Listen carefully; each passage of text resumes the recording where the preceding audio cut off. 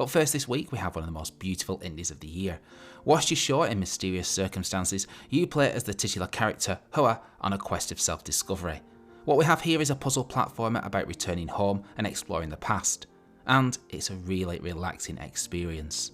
The game is broken up into a series of levels, all of which follow a similar gameplay loop. You have two main objectives: to light up symbols or hieroglyphics scattered around the area, and to collect butterflies. The latter provide new powers necessary to progress. Hoa is not a challenging game. There are puzzles, but they're not the sort you'll have to rack your brain to solve. Platforming is simple too. There's no falling to your death here. In fact, you can't die. The deliberately straightforward gameplay allows all focus to be placed on the Studio Ghibli-esque graphics and the superb orchestral score. With that said, it'll probably come as no surprise that Hoa is a short experience. I completed it in one sitting in just over 2 hours. As long as you're going with that in mind, there'll be no disappointments here. For fans of puzzle platformers like Gris, Limbo and the recent Out of Line, Hoa is a must play.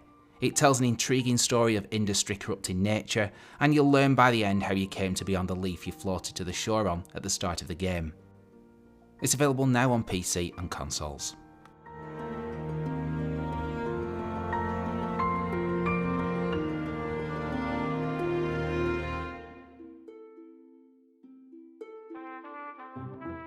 Keeping things wholesome, we have Behind the Frame, the finest scenery. This one's a point-and-click adventure with a strong focus on narrative. And like Hoa, this too seems heavily inspired by Studio Ghibli and the works of Miyazaki, with its gorgeous hand-drawn art style. Developed by Akapura Games, Behind the Frame tells the tale from the perspective of a painter working on her final piece of art for her new exhibition. Events primarily take place in the artist's apartment. The walls are adorned with paintings of two lovers, and these become central to the narrative, which is fragmentary and not always chronological, making the story a puzzle in itself. To complete your masterpiece, you need a full palette of colours, and only yellow is available at the start. As you work through the chapters and solve puzzles, more colours become available. Gameplay involves typical point-and-click mechanics, with the player moving a cursor around the apartment, investigating objects and searching for clues. Many of the puzzles include adding specific colours to sections of paintings based on notes you've made in your journal. It won't take you long to complete Behind the Frame. It's another game that can be completed in a single sitting, but it is one of the most memorable games I've played this year, with the story building to a wonderful denouement and reveal at the end. It's an indie work of art, about art, and one that is an experience not to be missed. It's out now on the PC and mobile platforms.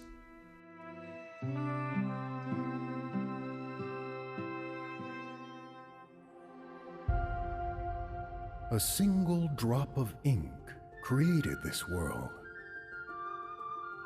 filled with mysterious puzzles, lively animals, and a couple living peacefully on the lake.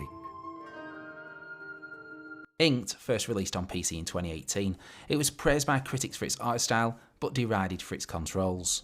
In response, the developers decided to totally revamp the game, taking on board all player feedback. It's now received an update on Steam along with a Nintendo Switch release, with other console ports due next month. Inked, as the new subtitle suggests, is a tale of love, but also of redemption told in ink and paper. In this story-driven puzzle game, you play as a nameless hero who sets out on a journey in a vast and beautiful landscape. Featuring 10 chapters, a fourth wall-breaking story, and clever geometric puzzles, Inked is a game that deserves a look, or second look if you've played it before. And if you want to read a fascinating and very honest insight into how the developers responded to the game's initial feedback, head over to the game's Steam page now or check out the link below. The stage is set. The fates are already inked. All you have to do is play along. Now, if you're in the mood for something far less wholesome and altogether disturbing, check out Tormented Souls, a psychological horror which plays like a mix of old school Resident Evil and Alone in the Dark.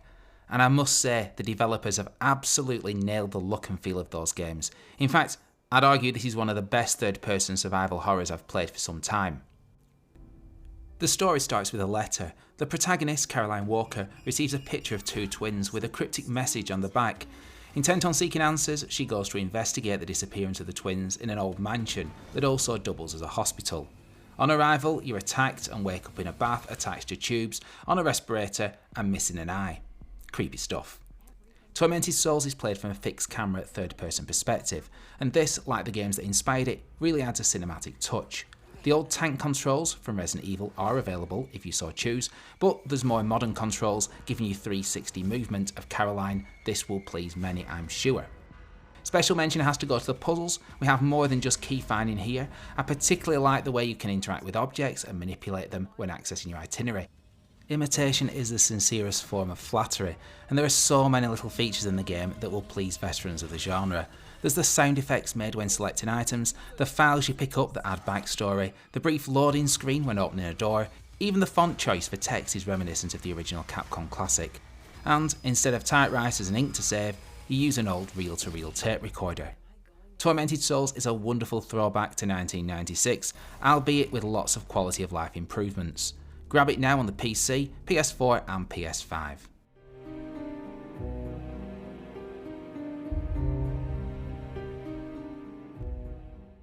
Things continue to take a darker turn in Lamentum, a game I first played way back in February during the Steam Game Festival. I enjoyed the demo then, and I'm happy to say the full game does not disappoint. Played from a top-down perspective, Lamentum is a pixel art survival horror similar in look to Count Locarno and Yuppie Psycho, but it has gameplay more akin to Resident Evil. The story is compelling from the off. You play as Victor, whose wife Alyssa has an incurable disease. In an attempt to save her, you travel to Grow Manor to see a count who claims to offer hope. What transpires is a psychological tale inspired by the works of Edgar Allan Poe and H.P. Lovecraft, where, to quote Poe, darkness and decay hold illimitable dominion over all. As you scour the Count's mansion, you solve puzzles, meet strange characters, and battle otherworldly demons. Combat is slow and methodical, with a range of melee weapons and guns at your disposal. Ammo is limited, so you'll often have to choose whether to fight or flight. Puzzles are typical for the genre and involve mixing potions and cryptic code cracking.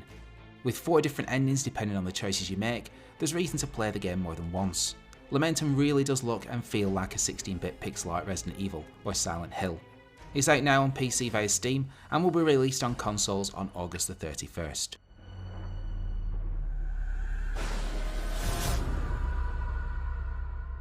That's one small step for man.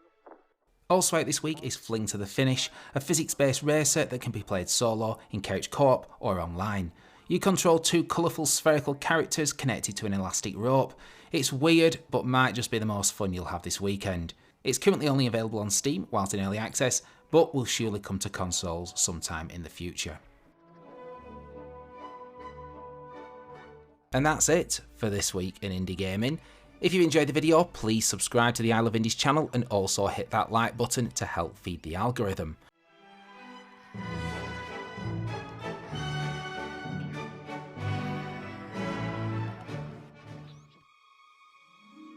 I'll leave you with the trailer for Baldo, the Guardian Elves, an action RPG heavily inspired by the Legend of Zelda series. Traverse a captivating open world, meet a host of quirky and unforgettable characters as you struggle to decipher a cryptic prophecy. Until the next video guys, keep loving indies.